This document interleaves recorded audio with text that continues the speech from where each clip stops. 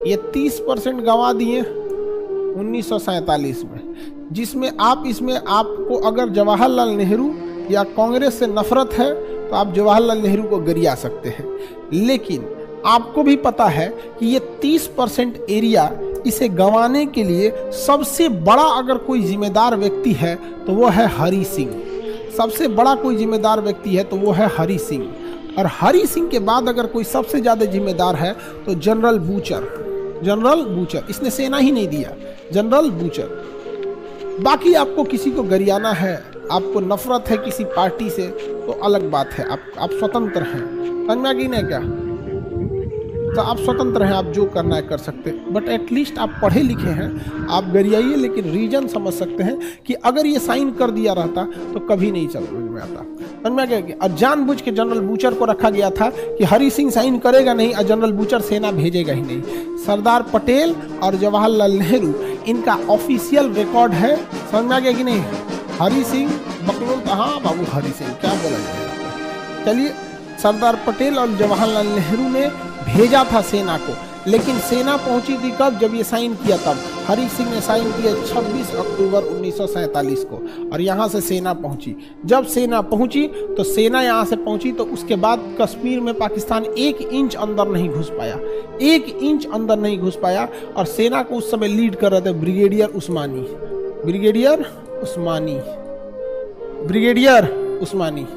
कौन लीड कर रहे थे? ब्रिगेडियर उस्मानी। इन्होंने पाकिस्तान की सेना का अड्डा था, यहाँ पे एक जगह था नौशेरा में पाकिस्तानी जो थे सब बहुत बड़े पैमाने पे थे। लाइट को क्या हो गया है जी? लाइट कट गया है। तो ब्रिगेडियर उस्मानी को जब नौशेरा की जिम्मेदारी दी गई थी तो ब्रिगेडियर उस्मानी ने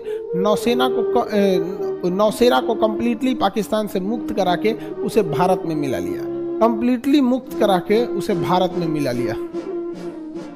समझ में आ गया? इसलिए नौशेरा का शेर कहा जाता है। ब्रिगेडियर उस्मानी को क्या कहा जाता है? नौशेरा का शेर। ये भारत के पहले सेनापति रहते, लेकिन इनके ऊपर ही क्या हो गया? बम गिर गया, तोप का गोला इनके ऊपर ही गिर गया। ब्रिगेडियर उस्मानी के ऊपर एक तोप का गोला गिर गया, जिस कारण उनकी क्या हो गई? मृत्यु हो गई। नहीं तो भारत के पहले सेनापति या फिर दूसरे सेनापति ब्रिगेडियर उस्मानी ही रहते, क्योंकि अंग्रेजों के टाइम पे बहुत बेहतरीन जो थे लोग वो मानेक शॉ थे, ब्रिगेडियर उस्मानी थे। इन दोनों को जिन्ना ने ऑफर दिया था।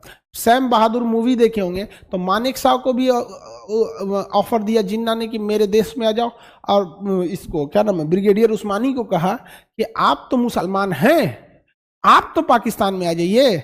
तो देखिए, भारत पाकिस्तान का जब विभाजन हुआ तो भारत से वही मुस्लिम पाकिस्तान गए जो बकलोल थे, भारत से वही मुसलमान गए जो बकलोल थे, विशुद्ध बकलोल थे, पूरा बैल थे, वही जाके पाकिस्तान में बस गए सब।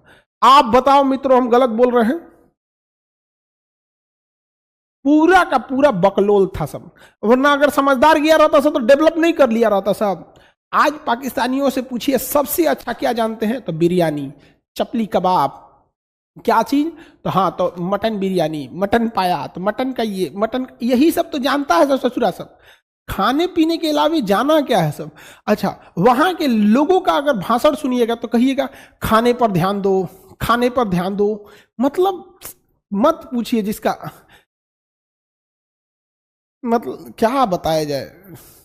कभी कभी हम सोचते हैं ना तो एक एक उपाय लगता है, इन सब को अरब सागर में फेंक दो, कोई सुधर नहीं सकता है। आगे बढ़े,